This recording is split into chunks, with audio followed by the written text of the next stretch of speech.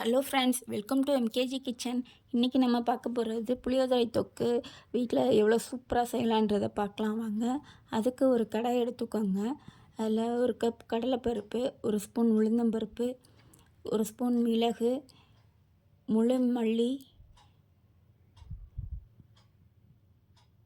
இது எல்லாத்தையும் நல்லா வறுத்து எடுத்துக்கோங்க. கலர் மாறாமல் கருக்காமல் வறுத்து எடுத்துக்கோங்க.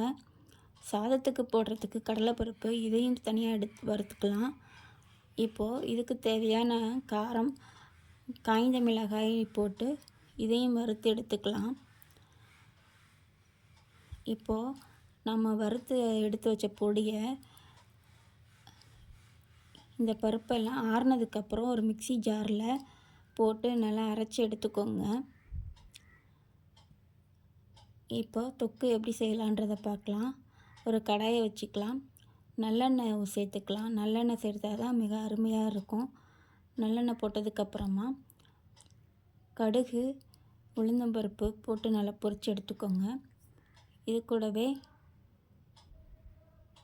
கடுகு பொரிஞ்சதுக்கப்புறமா கடலைப்பருப்பு, உளுந்தம்பருப்பு, வறுத்து எடுத்து வச்ச வேர்க்கடலை,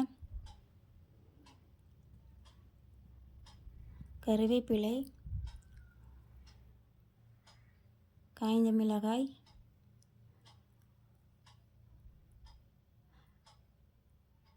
பெருங்காயத்தூள், இதெல்லாம் சேர்த்து கலர் மாறாமல் வறுத்துக்கோங்க.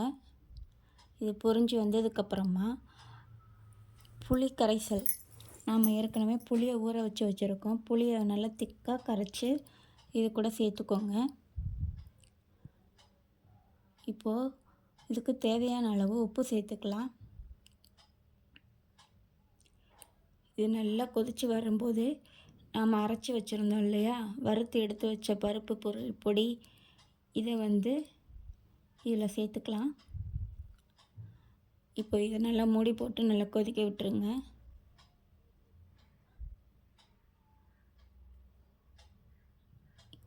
இது நல்லா சுண்டி வரும். நம்ம செய்யும்போது வீடு முழுக்க கமகமன்னு நல்ல வாசனை வருங்க. இந்த மாதிரி ஒரு தடவை செஞ்சு பாருங்கள், செம்ம டேஸ்ட்டாக இருக்கும். இதுக்கு கொஞ்சம் ஒரு ஸ்பூன் மஞ்சள் தூள் போட்டுக்கோங்க. தேவையான அளவு உப்பும் சேர்த்துக்கோங்க. உப்பு பார்த்துட்டு செக் பண்ணிவிட்டு போட்டுக்கோங்க. இப்போ பாருங்கள், நல்லா எண்ணெய் திரிஞ்சு நல்லா தகன்னு வருது பாருங்கள். பார்க்கும்போதே எவ்வளோ சூப்பராக இருக்குன்னு பாருங்கள். இது நல்லா வற்றி வெந்ததுக்கப்புறமா